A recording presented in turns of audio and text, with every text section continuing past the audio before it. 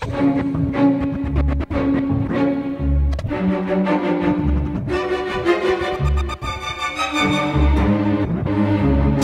what up? This is DJ Rob Swift, aka The Architect. You're chilling with me here at my home studio, The Lab, Jackson Heights, Queens, and you're watching Studiofeed.com.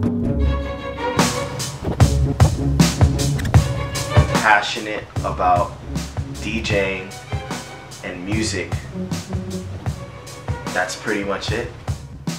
You know, I really put into the music that I do passion and emotion that I think comes out in what you hear in my albums, what you see on stage.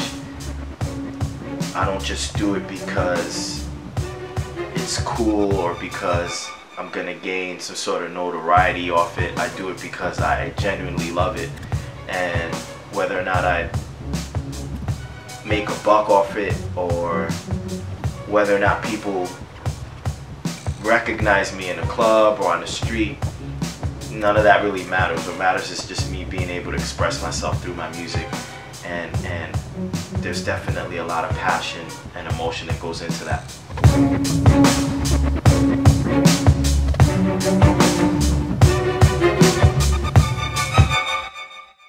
I was 12 years old when I started to learn how to make music on turntables. My father was a DJ. My background being from a Colombian, South American background, my dad would spin a lot of Latin music, salsa, merengue, cumbia at the house, and I'd watch him make cassette tapes for his friends, or he'd have me and my older brother help him carry equipment to special events that he was booked to DJ, and we'd watch him make people dance and just have a good time.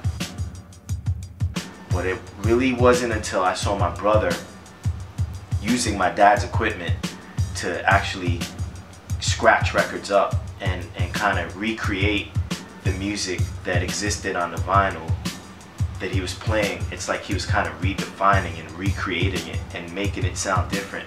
And his friends would pick up my dad's microphone and spit their little raps, and my brother would loop the break sections of songs so that he would kind of act as like the band, and he would just play these beats and his friends would rap over it, and I'd be sitting there in the living room watching them do all this stuff. And that's when I was like, I want to be like my brother. I want to DJ. 27 years later, I'm still doing this.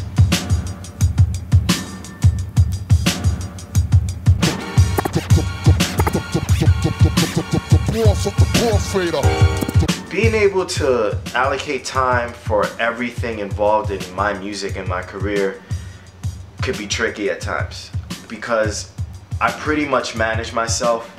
I'm pretty much my own booking agent. I'm pretty much my own publicist, and add to all that, I'm the artist.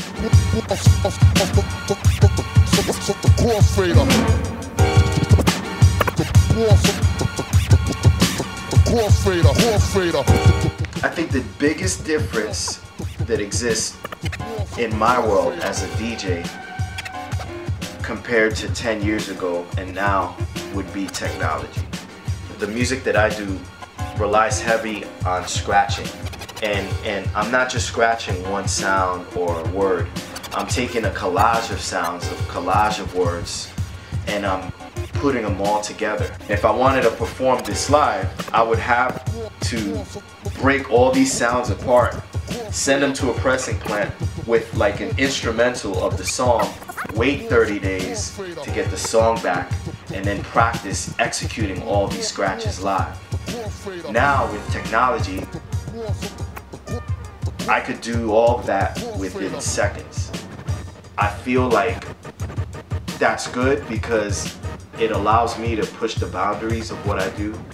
But on the flip side, it's been a negative, because now with technology, any average person off the street that wasn't thinking about DJing because it's too time consuming to go record shopping, because it's too physically demanding, carrying crates of records to different venues, because they had no space for records in their apartment, because it was too expensive to buy amplifiers and mixers and turntables and speakers.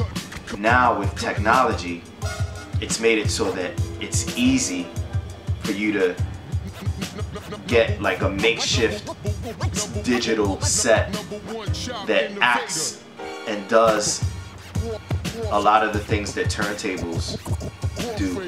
It may not come exactly close to it, but it's similar in its in the ways that you could kind of manipulate it and play music and scratch on it.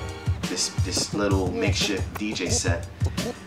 It's easier to download music and pay, you know, 99 cents for a track and not have to get on a train and drop $10 on an album. And I feel that in that way it's negative, because you have a lot of people getting into the art form that aren't really doing it for the right reasons. I always use this example when I'm teaching at the Scratch DJ Academy here in New York City. I always tell the students, you have two options with mathematics, right? You could, if I give you a math problem, your options are to pick up a pen and a paper and solve that problem using your brain and your understanding of math. Or you could pick up a calculator and type in numbers, and yeah, you might get the answer quicker using a calculator. It's instant.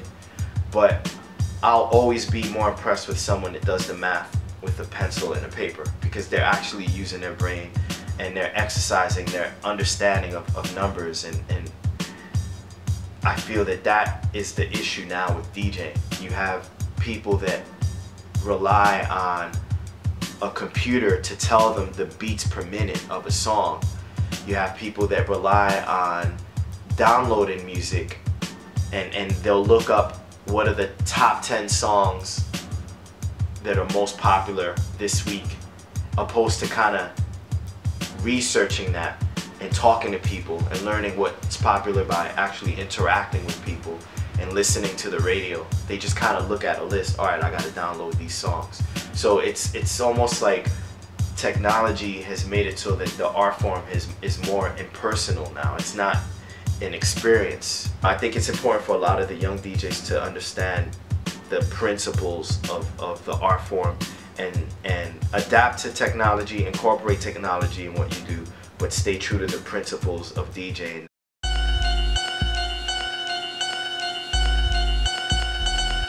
A DVD that I dropped earlier this year called DJ Rob Swift Live, The Documented Movement. The DVD encompasses me on the road touring my album The Architect, which is an album that fuses the genre of classical music with turntablism. That's what I've been touring right now and promoting.